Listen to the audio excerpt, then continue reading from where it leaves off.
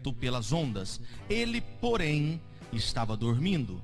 E os seus discípulos, aproximando-se, o despertaram, dizendo: Senhor, salva-nos, que perecemos. E ele lhes disse: Por que temeis, homens de pouca fé? Então, levantando-se, repreendeu os ventos e o mar, e seguiu-se uma grande bonança. E aqueles homens se maravilharam, dizendo: Que homem é este, que até os ventos e o mar lhe obedecem? Pode se sentar. Que gostoso nessa palavra, e a minha oração tem sido essa mesmo, que a palavra sirva, né, não só de alento, de consolo, né, e a palavra ela vem para consolar, para edificar, para exortar. A palavra do Senhor, ela não volta vazia. A palavra lançada do Senhor não volta vazia. E eu peço, né, que nessa noite essa palavra venha, né, causar o efeito a qual ela foi designada nesta noite, e que você venha ouvir com os ouvidos da fé e receber no teu coração, né, aquilo que Deus tem. Deixa eu fazer aqui uma perguntinha básica, mas eu acho que é muito importante. Quem seguiu quem nessa palavra aqui? Olhando aí o primeiro versículo, quem seguiu quem? Quem seguiu? O que diz a palavra? Glória a Deus. E entrando ele quem? Jesus, no barco, quem o seguiu? Opa, os discípulos. Tô contigo e não abro. Você já falou isso para Deus? Tô contigo e não abro. Você já falou isso para alguém? Estamos juntos. Eu vou com você aonde você for. Eu estava num casamento ontem com o Nelson e a Isabel e a dona Neide. Cadê o seu Cido de barba feita, dona Neide? Nós vamos orar pelo seu Cido. Vamos orar agora pelo seu Cido, nesse momento. Ele fez a barbinha? Glória a Deus, glória a Deus. Queridão, toca nos ombros da dona Neide aí. Vamos orar pelo seu Cido agora, gente. Vamos orar. Pai, em nome de Jesus Cristo, a dona Neide está aqui. Papai, nós queremos pedir, papai, que o Senhor cure o seu Cido, que o Senhor entre com a provisão na vida dele, papai. Deus, em nome de Jesus, nós não aceitamos esse espírito de enfermidade, Paizinho, esse espírito, Deus, a Pai, de morte, que tem sondado essa casa. Papai, em nome de Jesus, Tu és um Deus de curar, Tu és um Deus de restaurar, Deus, e eu creio, Deus, no milagre na vida do seu Cido, e nós profetizamos isso, para que a dona Neide possa descansar nesse culto, entendendo que o Senhor está cuidando, Deus, a Pai, da sua casa, Deus, e ela sabe que o Senhor está cuidando, por isso ela veio cultuar o Senhor, porque sabe que o Senhor já está ali trabalhando naquele lugar, e nós profetizamos como igreja essa bênção em nome de Jesus, amém, glória a Deus, né? Se estiver enfermo aí, receba a tua cura também em nome de Jesus. E nós estávamos num casamento ontem, e em casamento, Flora, a gente ouve aí promessas e, gente, promessas apaixonantes, né? Eu prometo estar com você na abastança, na pobreza, na saúde, na doença, prometo proteger, amar-te, respeitar, né? E a gente faz isso, e nós seguindo o nosso caminho, parece que o altar das promessas, ele fica mais distante, e aquelas palavras que nós externamos muitas vezes, até para amigos, para irmãos, para liderança, para pastores, para esposo, para esposa, né? Estamos juntos, parece que no meio do tempo, no decorrer do tempo, no meio da tempestade, no meio da adversidade, parece que as promessas, elas deixam de ter peso. E eu tenho sentido, e você também há de convir comigo nesse tempo que nós estamos vivendo, como as palavras têm sido banalizadas, como as palavras que nós temos muitas vezes verbalizado, elas têm sido, essa é a palavra mesmo, tem perdido sentido, perdido valor. A amizade, o companheirismo, o estamos juntos, o eu te amo. Como nós temos dito, né, para as pessoas, eu te amo, mas aí nós não temos demonstrado esse amor. Estamos juntos, eu te respeito, mas não tem demonstrado esse respeito. E aqui nós vemos o seguinte: os discípulos estavam no barco. Eu tenho uma notícia para te dar: eu e você estamos no mesmo barco. E não é um barco chamado metodista, é um barco chamado Reino de Deus. Eu e você estamos remando e a nossa intenção é estar no mesmo céu. Ou seja, eu tenho que ajudar o meu irmão, a minha irmã chegar. Eu estou junto e estou junto de verdade. Não dá para nós lavarmos as nossas mãos. Não dá para nós desistirmos agora das alianças feitas. E aqui os discípulos entenderam. Jesus entra no barco e os discípulos o seguiram. Eles estavam em 2 barcos. Estavam no mesmo barco, estavam na mesma situação. E aí tem uma lição aqui na palavra, que Jesus estava dormindo. O Noé, não é ser pescador de barco ou pescador de barranco? Dos dois, os dois. Já pegou em algum momento vento forte, chuva, você no barco? Não pegou ainda? Alguém já pegou aqui, gente? Vento forte, né? Chuva, barco. Não, você, gato, já pegou? O que dá para fazer nessa hora? Dormir dá? Não dá para dormir? Gente, eu fui dar uma volta de lancha chique, lancha Chuck Norris, né? Lancha Bambambam, todo mundo se divertindo e eu gomitando. Gente, eu falei errado porque eu quis, tá? Eu passando mal. E a coisa desandada. Aí eu fico imaginando, gato, vem aqui contar sua experiência para nós, gato. Não vai? Não vai? Então eu conto por você.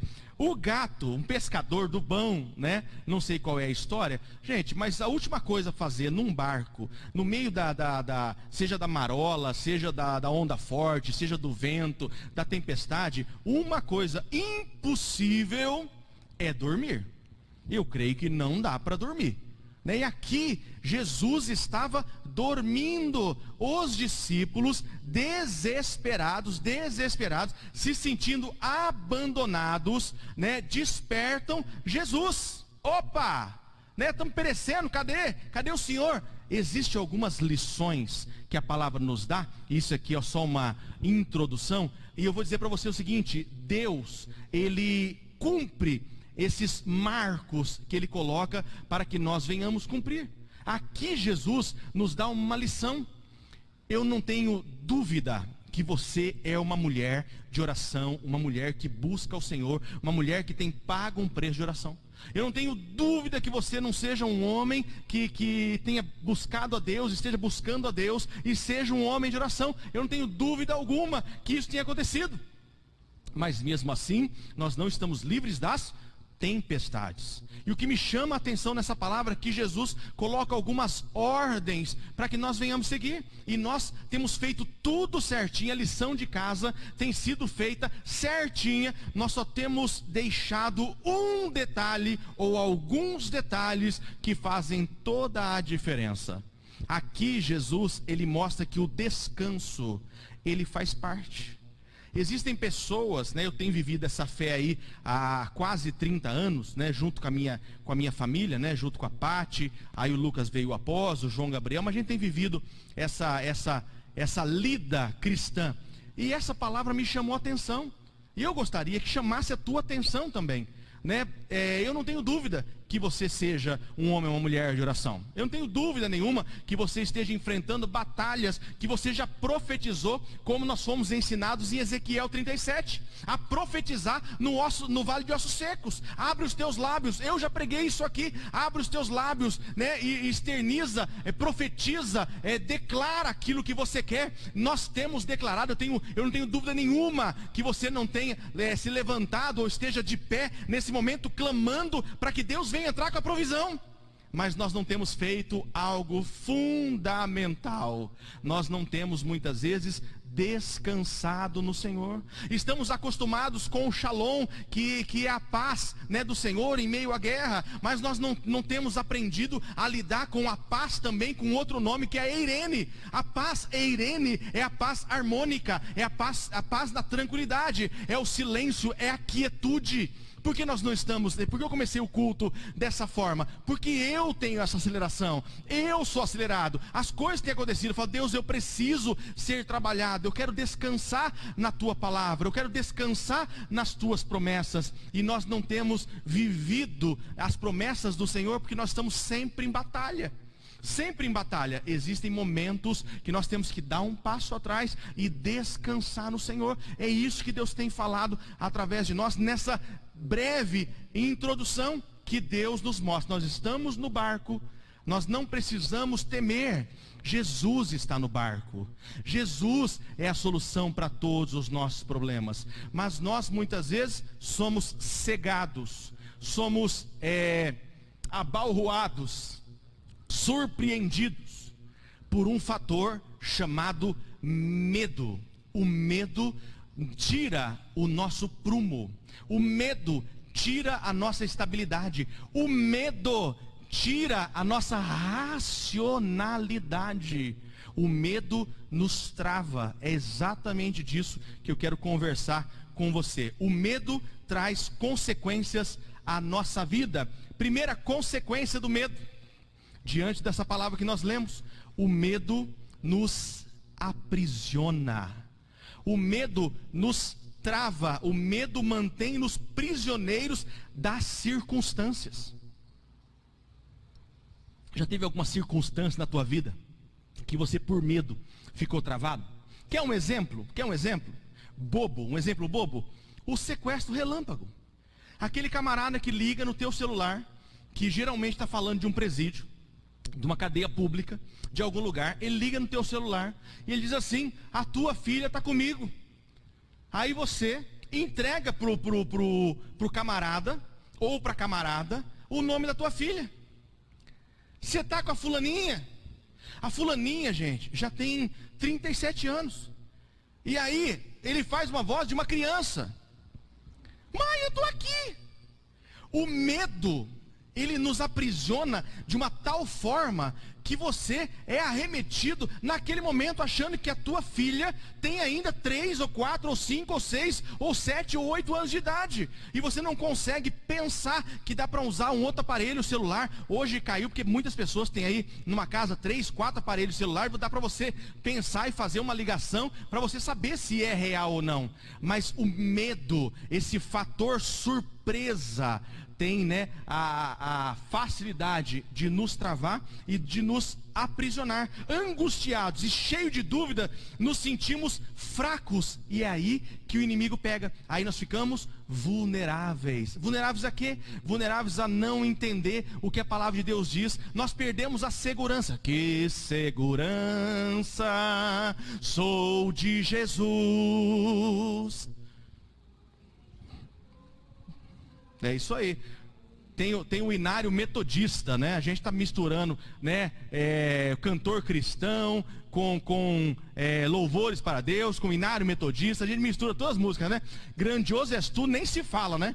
A gente canta em 17 versões, né? Eu estou lançando aí, né? Mandando aí online para as pessoas o nosso inário. Mas não adianta nós cantarmos que segurança sou de Jesus, se no meio, né, da impossibilidade, eu falho, eu vou parar de cantar rompendo em fé. Cada vez que a minha fé é provada, Deus me dá a chance, né, então, como é a letra? De crescer um pouco mais. Aí vem o refrão. Eu ia falar estribilho, mas estribilho mostra a idade, né? Vem o refrão, como que é? O refrão? Rompendo em fé. Aí vai embora. É isso aí. Gente, o que é romper em fé? É no momento em que não tem mais degrau. Romper em fé é quando você não tem mais pega. Romper em fé é quando você já não tem mais capacidade humana de poder conduzir uma coisa ou outra. É exatamente nesse momento que muitos de nós largamos a mão de trabalhar. É o momento que Deus vai operar. É o momento onde nós cantamos rompendo em fé. E quando a gente vai viver o rompendo em fé, o medo que nos aprisiona nos faz fazer o quê? Não receber das promessas do Senhor. Nós sabemos de cor e salteado qual é a tarefa de casa.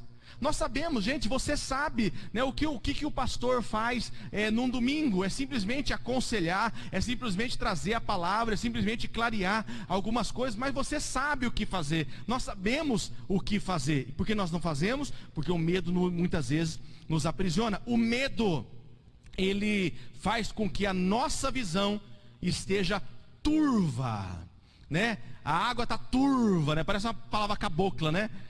Que não tá transparente, não está totalmente claro. Amedrontados, não conseguimos ver as soluções para as nossas vidas. Você já parou no meio de uma situação onde você não tinha visão e você ficou meio, né, andando para um lado para o outro, mexendo com uma coisa ou outra, sem saber o que fazer? Eu lembro de um advogado que trabalhava na empresa a qual eu fazia parte, e ele atendia o celular, e quando a tensão era grande na ligação que ele estava recebendo, eu sabia, mesmo sem ouvir, né, se bem que tem gente que usa o celular tão alto que dá para você ouvir o que está falando do lado, né? Manda um beijo para ela também, eu também amo ela. Já ouviu isso aí? Alguém falando, você ouvindo que estava falando do outro lado, né? Está tão alto, imagina os seus tímpanos como vão ficando, né? E quando a tensão era grande, ele começava a rodar, né? E um dia eu fui contando, gente, ele deu acho que umas 30 voltas, enquanto falava com um cliente, porque a tensão era grande. E aí me vem o seguinte: por que acontece isso? Porque nós muitas vezes nos sentimos enfraquecidos na nossa visão, e nós perdemos o sentido para onde ir. Por conta do quê? Por conta da tensão que o medo traz. O medo, ele corrói. Gente, isso aqui é ofensa, isso aqui é pecado. Quando nós não confiamos que Deus vai fazer, isso é pecado. Quando nós achamos que o nosso bracinho, que o nosso intelecto, que o nosso jeitão, ele vai fazer melhor do que Deus faz. Quando nós oramos ao Senhor, não esperamos a resposta, fazemos do nosso jeito. Não adianta nós fazermos do nosso jeito. E o medo, a inconstância, a instabilidade causa isso ao ponto de nós corroermos a nossa confiança no Senhor. Quantos de nós temos pecado, temos vivido, né, uma vida aí na presença do Senhor, temos orado, temos jejuado, temos nos consagrado, temos momentos de oração, lemos a Bíblia, temos momentos, né, de piedade diante do Senhor, e aí Deus revela numa noite como essa, dizendo que nós muitas vezes estamos pecando, e pecando no inconsciente, quando a incredulidade chega, por conta do medo, por conta da dificuldade, por conta de qualquer coisa. Gente, isso é pecado. Os discípulos que já conviviam com Jesus há algum tempo tiveram dúvida. Em Marcos 4,38, que relata a mesma palavra que nós lemos, eles disseram o seguinte: não te importas? Quem já disse isso para Deus? Não te importas com o meu sofrimento? Quem aqui, aquele que nunca disse isso, fala para mim? Não te importas com o que eu estou passando? Senhor, o Senhor não está vendo o meu esposo? Senhor, o Senhor não está vendo a minha esposa? O Senhor não está vendo, Deus, Pai, o meu pastor? O Senhor não está vendo, Deus, Pai, o meu irmão, a minha irmã? Deus, olha o que o meu filho está fazendo. Deus, olha a situação, olha a minha casa, choveu, inundou a minha casa. Olha o que eu estou passando, Senhor. O Senhor me abandonou, o Senhor me deixou, o Senhor está dormindo para não ver? Nós somos humanos. Eu tenho tentado falar que eu tenho sentimentos. Eu tenho tentado desde o primeiro dia que eu cheguei aqui, dizendo o seguinte: eu tenho sentimentos. Por mais que eu seja um cara que vai indo assim, né, meio avançando, indo para cima, eu tenho sentimentos.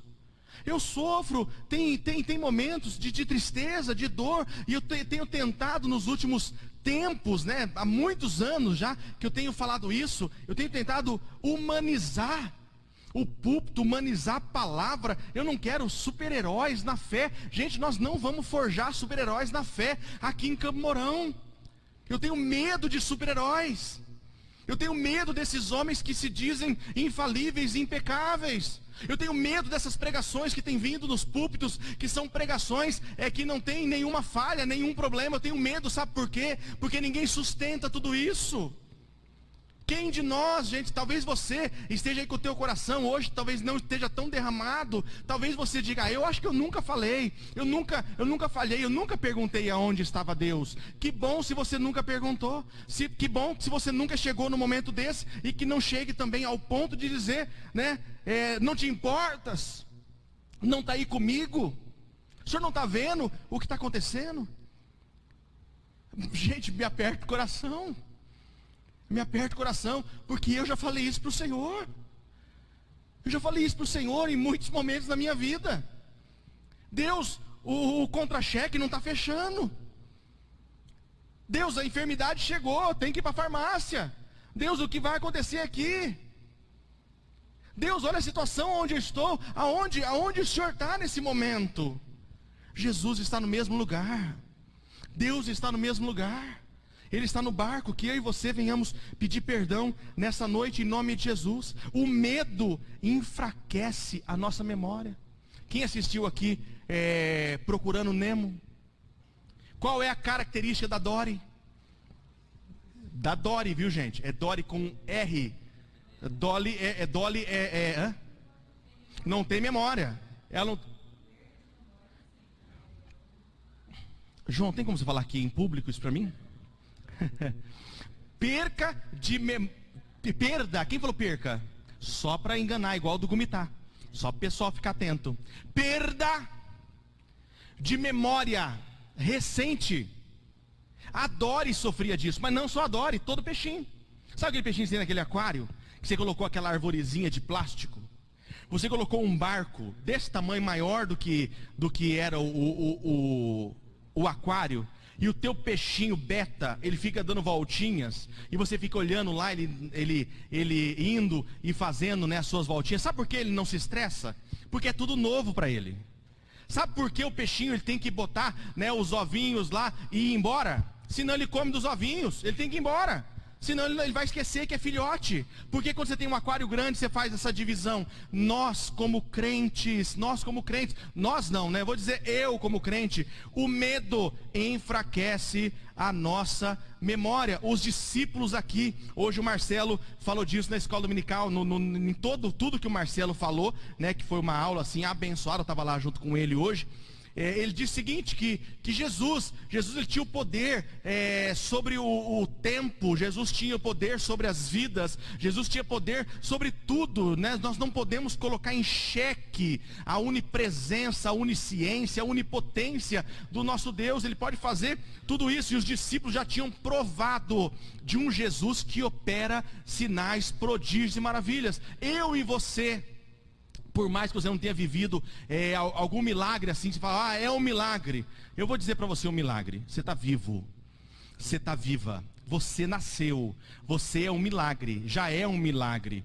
Você está aqui hoje, você é um milagre. Você está pensando, você é um milagre. Você se alimentou, você é um milagre. E nós muitas vezes nós nos esquecemos desses milagres. Eles haviam vivenciado muitos momentos em que Jesus se demonstrou, né, compassivo pela humanidade. Mas mesmo assim, eles se viram numa situação dizendo, ei, se esqueceu de nós, acorda, nós estamos aqui perecendo, nos ajude. Quer ver um exemplo interessante? Gênesis 21. Gênesis 21, a partir do versículo 13 ou 14, vai contar a história lá, né, de Agar com Ismael. Qual é a história? A história é o seguinte, um pouquinho antes, né, Marcelo, 3 minutos, vem contar a história para mim aqui, de Sara, Abraão, Isaac e Agar, rapidinho. Ismael também, o que eu falei? Então Ismael, mas eu falei 4, quem são? Que nome que eu repeti? Tem 5 personagens? Conta aí.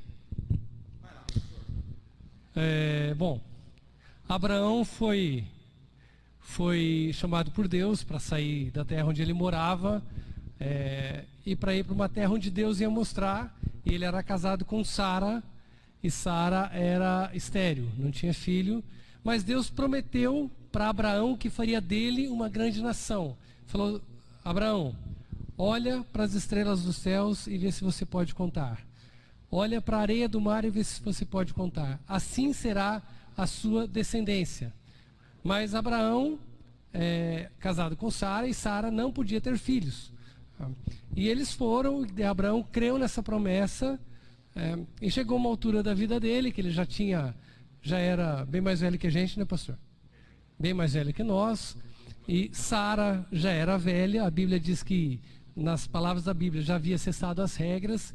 E chegou naquele momento em que Sara vacilou. Embora Abraão cresce, Sara vacilou e falou: olha, Abraão, Deus prometeu a você que você teria uma descendência. Eu não posso te dar um filho. Então pegue a minha serva como concubina e tenha um filho com ela.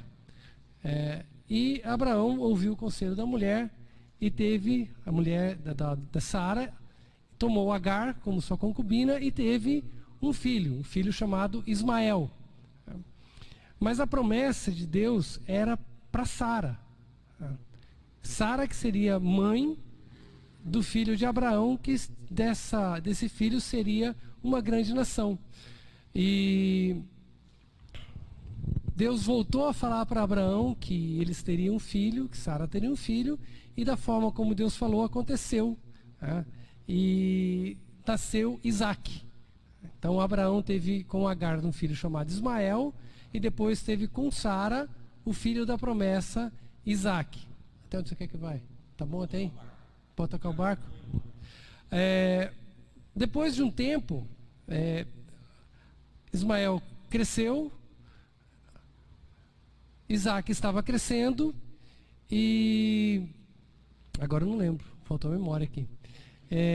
Eu não lembro qual o motivo, mas eles chegaram no consenso que Agar deveria ser despedida, ir embora e levar o filho dela.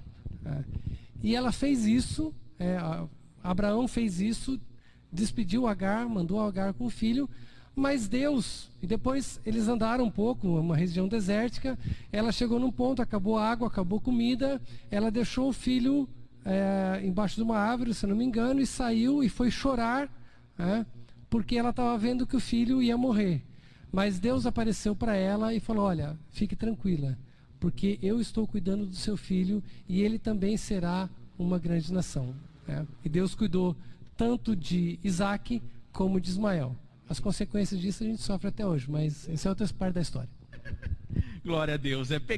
Peguei de improviso, né, o Marcelo, mas perfeito. E o Marcelo tocou exatamente, né, na promessa Ismael, né, no versículo 13 de Gênesis 21, versículo 13, diz assim, ó: mas também o filho da escrava farei crescer um povo, porque ele é tua semente. Quando Agar, ela acha que vai perder o filho, gente, isso que nós fazemos frequentemente, nós nos esquecemos das promessas do Senhor. Existia uma promessa sobre o filho de Agar, existia uma promessa sobre Ismael, existia uma promessa mesma que havia sobre Isaque de uma grande nação, havia também sobre Ismael, existia essa promessa, mas o desespero de ver o filho quase morrendo, aí ele sai aí, né, a distância talvez de 30, 40 metros, um tiro de arco, de flecha, ela vai 30, 40 metros para não ver o choro, para não ouvir o choro do menino. E aí Deus visita,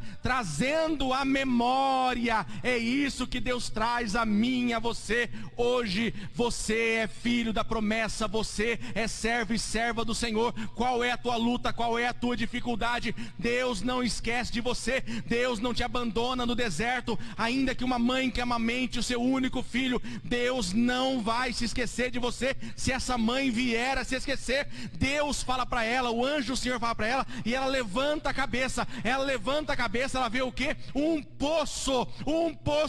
Pergunta: esse poço não surgiu no acaso, esse poço estava lá. Nós muitas vezes perdemos de vista, Eduardo, as promessas do Senhor. No meio à luta, nós colocamos em xeque o que Deus tem falado. Deus não é homem para mentir, e nem é filho do homem para se arrepender. Eu e você, nós não fomos jogados ao léu da sorte. Eu e você não fomos abandonados no deserto. Eu e você não somos simplesmente destino, nós não somos somos acaso. Você foi projetado, você foi projetada. Eu e você fomos resgatados. Eu e você somos filhos da adoção. Eu e você somos filhos e filhas do Senhor, sacerdócios. Nós somos chamados de reis, rainhas. Nós deixamos de ser aí qualquer pessoa, e Deus nos acolheu. Existem promessas que o medo enfraquece a nossa memória.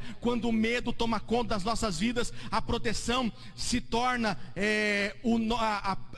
muitas vezes o medo se torna a nossa proteção, e nós deixamos de acreditar naquilo que Deus tem para nós. Mas Jesus diz para mim e para você: busque, esteja na presença. Eu não me esqueço de você. Eu quero encaminhar para o final dessa ministração. Existem algumas promessas feitas pelo próprio Jesus. Eu estou com medo. Talvez você esteja com medo. Hoje a Bel começou a fazer abertura de escola dominical, e ela nem falou sobre isso, mas no momento ela falou sobre medo. É muito ruim o medo. Eu tenho medo. E medo não é demonstração de fraqueza. Medo não é demonstração de fraqueza, e nós muitas vezes nos enganamos achando que não podemos ter medo. O medo muitas vezes nos permite ficar vivo. Existem muitas pessoas corajosas que não podem contar as histórias porque morreram. Existem muitas pessoas que reagiram na hora errada.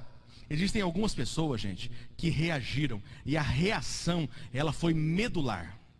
Uma pessoa chegou e disse: sai, perdeu, e você põe a mão na arma, faz alguma coisa. Tem muitas vezes que isso acontece por conta da ação medular, né, do reflexo que nós temos, da proteção que nós temos. Não que o camarada, né, em sã consciência, né, aquele negócio, a gente faz aí curso na área de segurança, quem já fez, esse troço todo, ensina lá você como pegar uma pistola, alguém com uma arma, onde você colocar a mão, a pessoa fez. Não, gente, para com tudo isso. Isso é tudo balela. O conselho não reaja. O conselho mantenha a calma, tente acalmar, né, o camarada. Não queira ser herói, né, melhor ser aí, né, alguém com medo e vivo, e continuar a tua vida e poder contar o testemunho do livramento, do que muitas vezes você aí querer ser um herói e não ouvir a história que contaram de você. E o próprio Jesus, ele nos presenteia com algumas palavras e algumas promessas, e eu quero terminar com elas. Em Mateus capítulo 10, versículo 31, o próprio Jesus disse assim: portanto, não tenham medo, vocês valem mais do que muitos pardais. A gente fica querendo trabalhar, correr atrás de sonhos e viver um futuro para suprir uma necessidade que o próprio Jesus diz para mim e para você o seguinte: você não tem mais valor do que os pardais? Você não tem mais valor do que as ervas no campo que nascem hoje, amanhã morrem e são lançadas no fogo? Será que nós não temos mais valor, muitas vezes, do que os lírios do campo que se vestem aí, né, das melhores cores, das melhores roupas, e nós muitas vezes corremos atrás de querer, né, mostrar uma grife, né? Se bem que eu estou com uma grife aqui hoje, chiquérrima, né? Nem Salomão na sua glória usou uma camisa dessa, né? E Deus seja louvado, né? Mas muitas vezes nós gastamos um dinheiro que nós não temos, com um dinheiro que nós não temos para mostrar para pessoas que nós não conhecemos, por conta simplesmente de um status, e nós trabalhamos para que isso ocorra. Eu digo para você o seguinte: não se preocupe com nada disso, porque existe uma promessa viva do Senhor sobre a minha e a tua vida. Deus vai suprir, portanto não tenha medo, vocês valem mais do que muitos pardais. Mateus 6:25, outra promessa do Senhor: portanto eu lhes digo, não se preocupem com a sua própria vida, quanto ao de comer e o de beber. Deus vai suprir as suas necessidades básicas.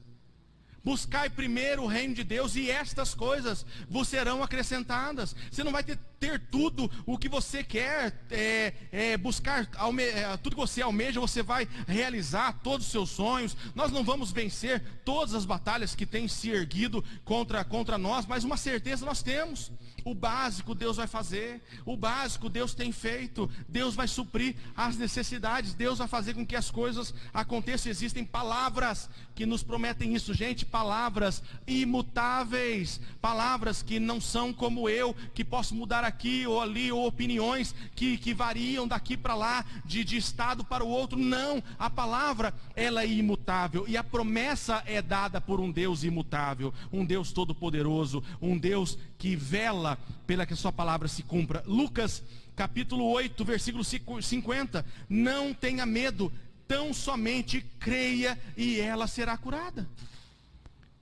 Jesus de cura, Jesus de provisão, Jesus de restauração, Jesus de livramento. E aí, por último, Mateus 14, 27: coragem, sou eu. Você clamou, o socorro bem presente na hora da angústia chegou. Coragem, sou eu. Você está com medo? Você já deitou, né, alguma vez e teve aquele sentimento de morte? Você já entrou no quarto dos seus filhos e foi se despedir deles? Ou você aí que é filho, já teve algum momento onde o sofisma do inimigo, a mentira do inimigo foi tão grande ao ponto que você achou que você não sobreviveria, né, o dia seguinte, que você até se despediu? Já teve casos comigo, onde eu me levantei na madrugada angustiado. A angústia, ela é um obstáculo para que nós venhamos confiar no Senhor. A angústia, ela é mentirosa. Quando nós ficamos angustiados, alguma coisa vai acontecer, estou sentindo que alguma coisa vai acontecer.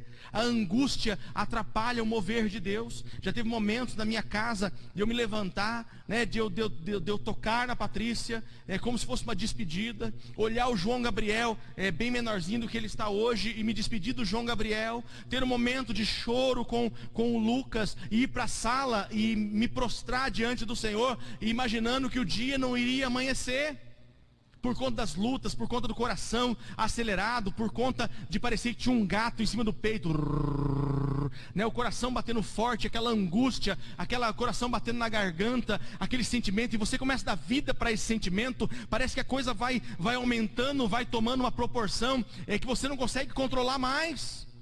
Existem coisas que nós temos que perceber: é real ou não é? É surreal ou não é? O que é Deus nesse negócio? Qual é a promessa do Senhor para a minha vida? O que Deus tem preparado para a minha vida? O medo faz com que nós venhamos perder de galgar diante da presença do Senhor. Eu não sei se essa palavra, ela fala viva, né, no teu coração nessa noite. Mas se você conhecer alguém, nós estamos falando, gente, do Setembro Amarelo.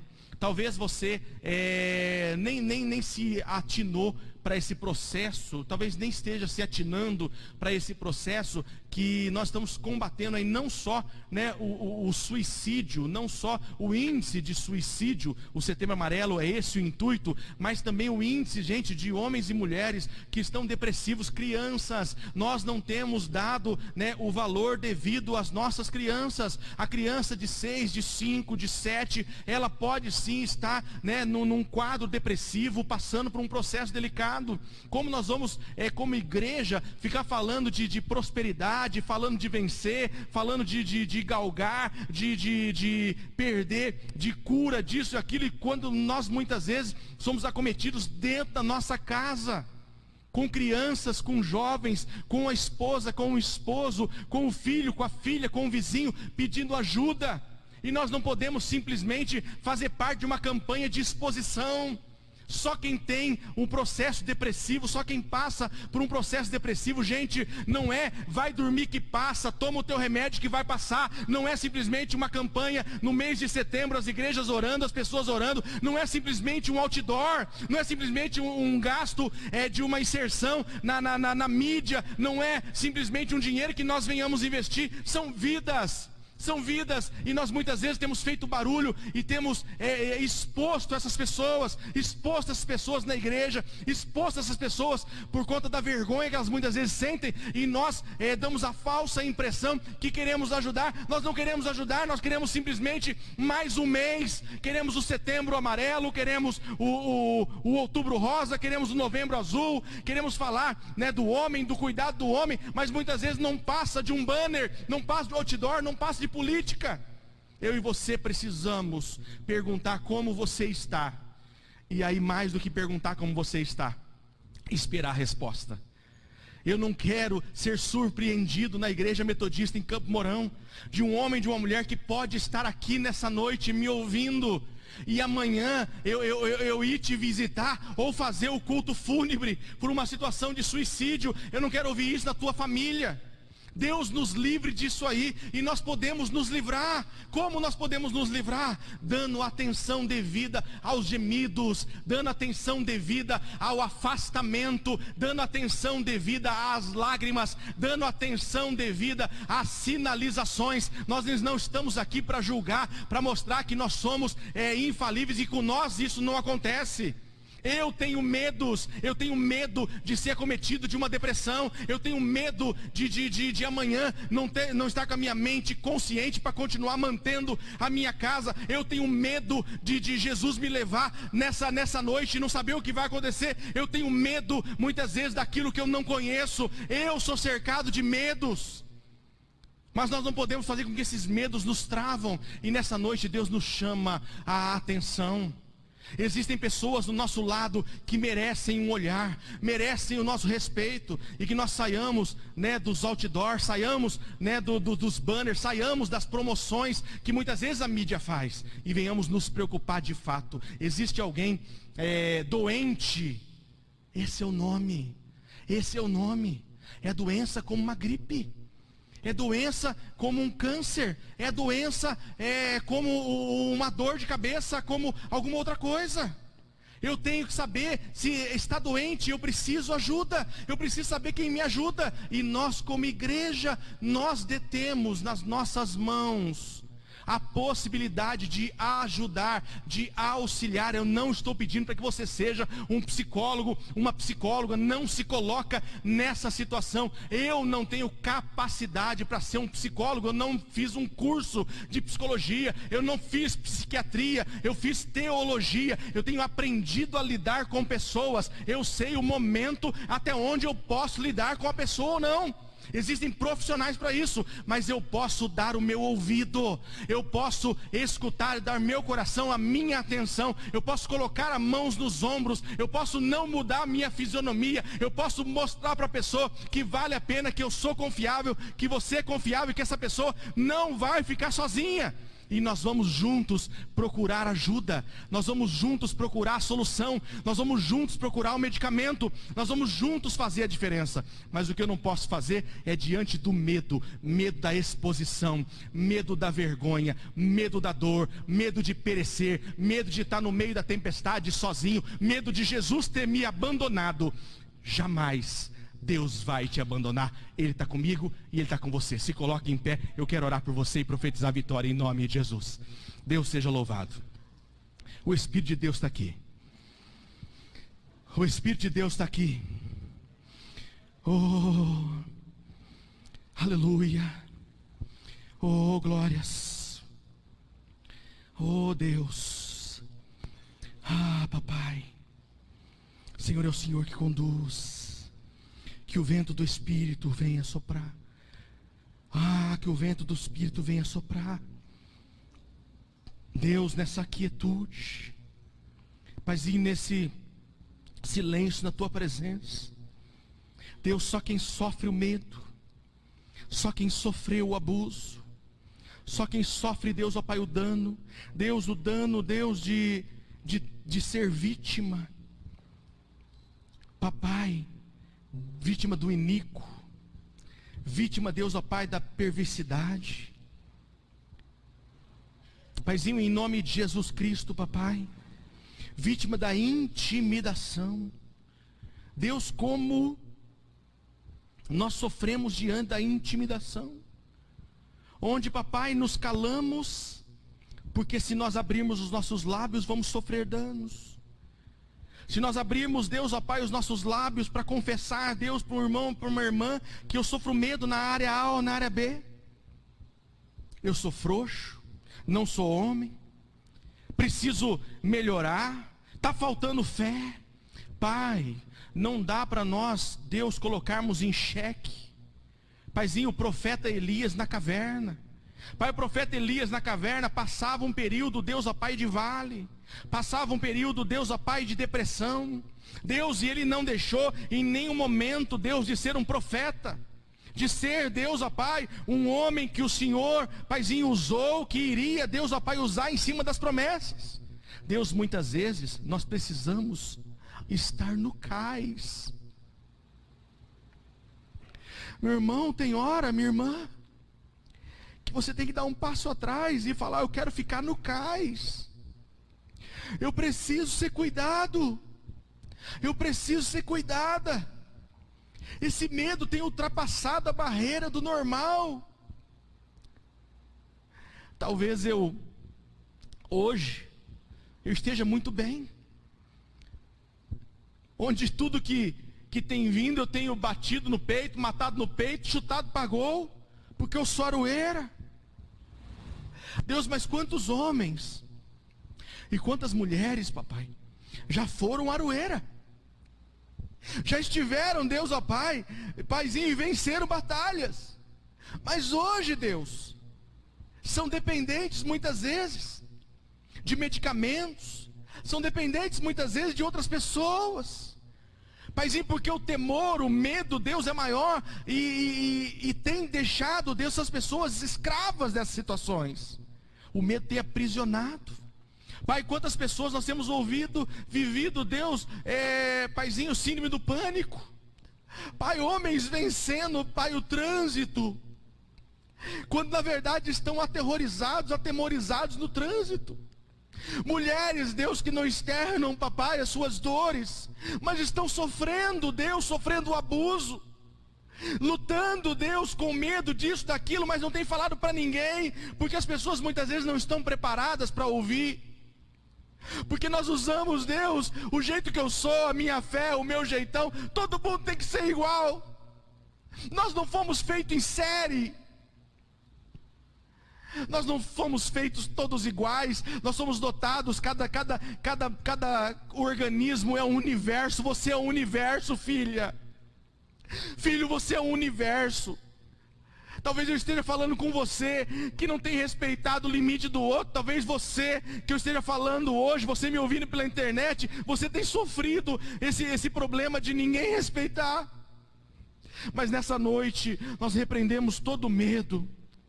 Nós lançamos fora todo medo de nos expor, medo de vir no altar. Paizinho, nós temos coragem muitas vezes de mostrar que compramos alguma coisa nova, que estamos bem, Deus, mas nós temos medo de mostrar nossas mazelas.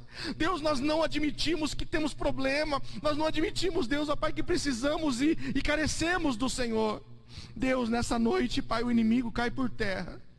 Nessa noite, Deus, o inimigo perde. Nessa noite, Deus, nós o pegamos, Deus, de surpresa, porque o Senhor é o melhor para lidar com vidas e com almas. Deus, eu quero profetizar, Deus, em cada homem, em cada mulher. Deus, seja a liderança, seja Deus, ó Pai, o pastor, seja Deus, ó Pai, a família pastoral. Deus, seja crianças, mulheres, os homens, Deus, que nós recebamos do Senhor, papai, do Senhor, esse alento, né?